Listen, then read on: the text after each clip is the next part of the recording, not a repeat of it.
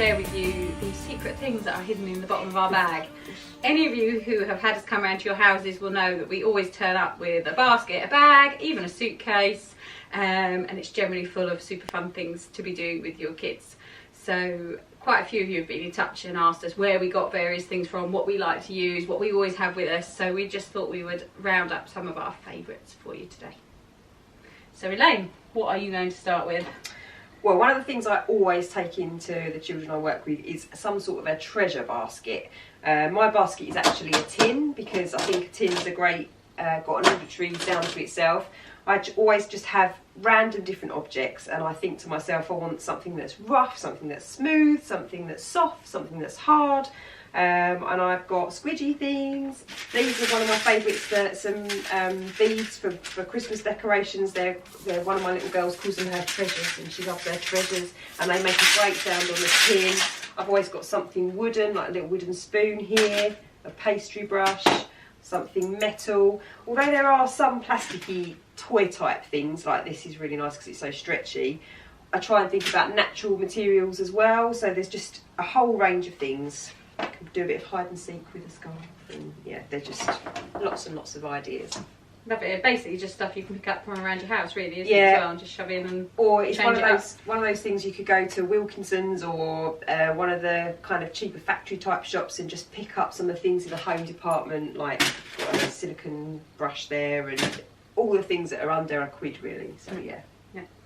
So in my basket, I always have a couple of torches, because I love working with these, especially with children that have got a visual impairment, because they can be such a great way of drawing children's attention to things. So the first one is just a bog standard torch, but it is quite a bright one, as you can see there, but it's just brilliant. I hang things up, and I'm going to stick a photo on here somewhere of showing you how I do it. I hang some things on the wall within the field of a child's vision and just sort of a spotlight on the things that I want them to look for, and it's really great for developing those locating skills. And one of the things that always works really well is one of Elaine's favourites, but it's these shiny beads, because they've got that movement as well, but they're really Reflective, like really reflective. Yeah, but again, it's a case of kind of go around your house, see the kind of things your kids like, have some string and dangle them down. The second kind of torch that I really like as well is a UV torch. Now this is an absolute bargain. It's £3 on Amazon, but it's really handy just to have, and we've got loads of UV stuff in a box. I don't know how well you can see this with all the lights on. I don't know if you can really see that on there. But just again, have a play, literally go around your house with the torch, see what lights up.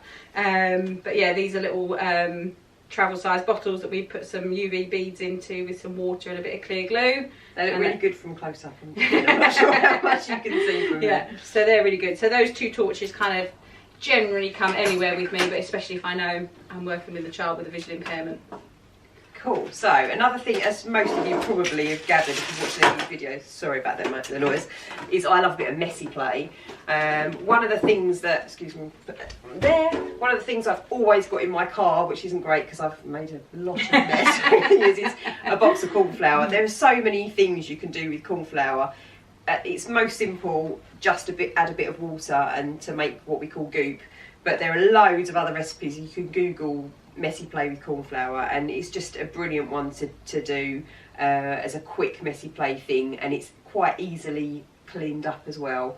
I'll mention this tray while I'm there. So these are absolutely fantastic. Inflatable trays, don't take too much puff to blow them up either. It's basically like a mini paddling pool really. But they're nice because if children need to lean on them, they're not too hard on or not hard at all on their arms, and it contains the mess quite nicely. Really portable, chuck it in the bath or shower to wash it off or in the sink.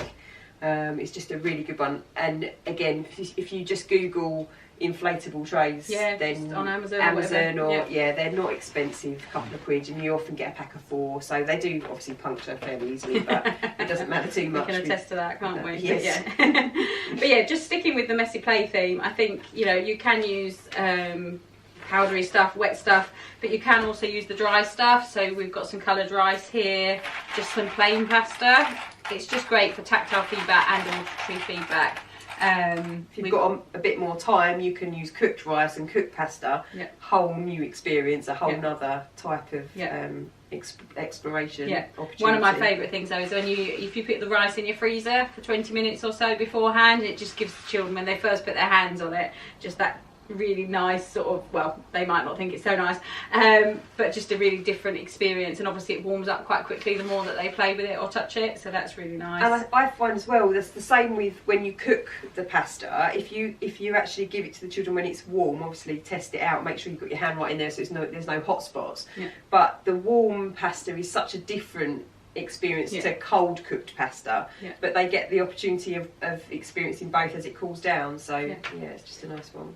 Sandwich bags, having a look in the kitchen cupboards, see what's in there. This one had frozen peas in, so again it starts off with that really cold, hard kind of experience for them, and then it goes into this soft squidgy thing, and the more they press it, the more they'll squish the peas down.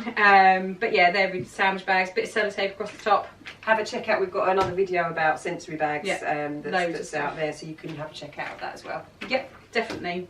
Other essentials that I just have ready to hand are the kind of standard blue tack, scissors, string, sellotape, because I often get to people's houses or just when I'm working and you just want to be able to stick something up for the children to be able to reach for or to look at, and having these kind of things just somewhere where you can just quickly grab them is really useful. Just a top tip. Yes. I tend to forget. But so just Elaine was talking to you about her inflatable tray, and another kind of tray that I really love is this one at the front, which our Sydney puppet is modelling for us. These are super, could you just hold Sydney a second? Certainly. Because these are what they call car seat trays. Again, if you just Google it, Amazon it, whatever, you'll find loads of different colours, cartoon characters, whatever you like. This is just a very plain navy blue one, but it's supposed to go over your child in their car seat, and it's got a nice solid base to it, and it's got pockets which are incredibly handy if you're doing messy play. Keep yourself a tea towel in there. Learnt that one yesterday.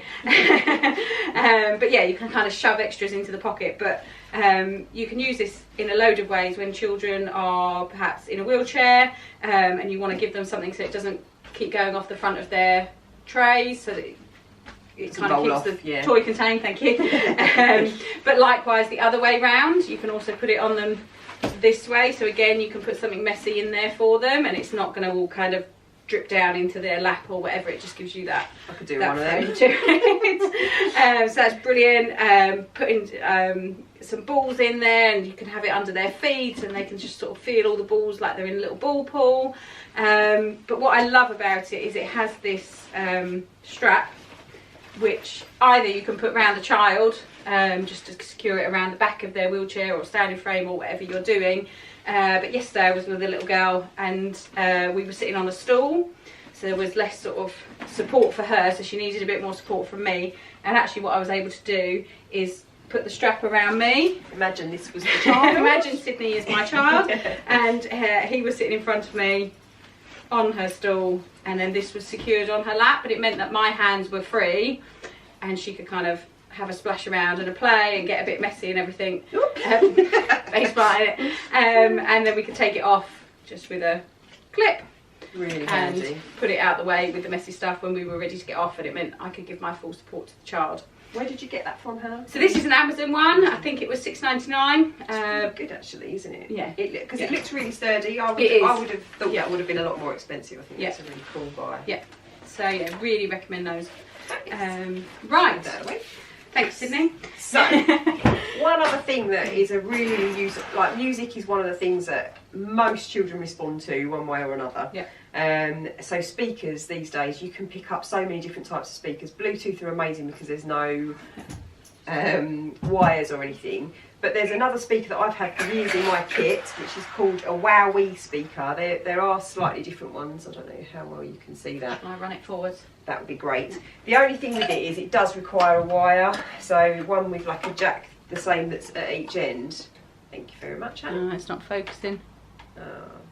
Maybe we'll do a photo of it at the end. No, that's a complete waste of your time, isn't it, looking at that? Sorry, everyone. So you can stick your jack in one end, and you can either put it into your phone or your iPad or whatever you're using. And the lovely thing about it is that it resonates. It vibrates, but only gently. It's not a really powerful vibration. So it needs to be, it's kind of like got a gel underside, so it needs to be on something flat, whether it be a table, the floor. That's something I quite often do. Excuse me, I'll get my treasure basket back, is put it on onto my treasure tin. A tin is really good because it does really resonate well on that. I'm just going to play some music so you can hear. The other thing is it's actually really nice for the child to, if you put it on their tummy, or for them to hold, because as I say, it resonates in itself and it's got that vibration. Yeah. Perhaps so on their back as well, if you're doing tummy time, trying to get them to lift their head up for it. Yeah, absolutely. It's quite calming, or it can actually be really stimulating, just depending on the type of music. The best thing to do is something that's got a bit of bass, because that's where you get the resonation, obviously.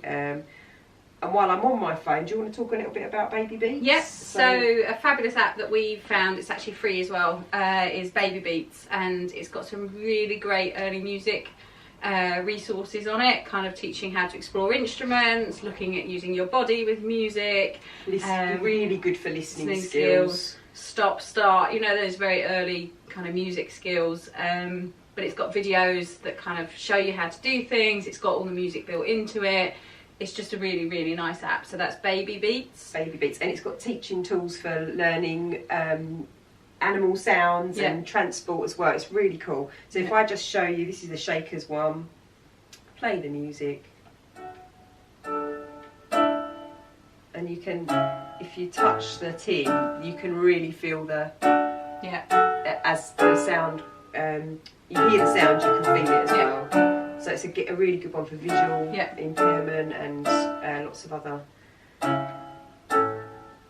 Yeah, no, it's really nice. And then obviously to go along with the app and the speaker and everything else, we always just kind of generally have a selection of instruments in our bag. So love an ocean drum. One of my favourites.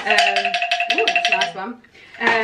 This one's really nice. So again, I couldn't really tell you where to get it, but it's the sort of thing you might find in a charity shop or those kinds of things. But just because it's one of those that it needs the barest of touch for it to make a real sound. Yeah. So if a child's really exploring for the first time, again with a child maybe with a visual impairment, or they're not making much movement, they haven't got to do a great deal to get a real strong feedback, and I think that's a really important thing. Yeah, so that's kind of basically everything that's in our basket, and they're the kind of basics that we kind of go into any situation with, I think, and just kind of know that we had something. We can do something that was going to be fun. With any child with any kind of ability, you can extend it, you can make it really simple. Yeah. But those kind of basics pretty much work with anybody. Yeah. But as always, if you want any more information about something specific, or you need ideas about a specific area of learning, then do just drop us a line. We're more than happy to try and help you and give you advice. So get in touch. Don't forget to subscribe. Thank you. 'Cause I don't really wanna wait now, 'cause nothing's even in my way.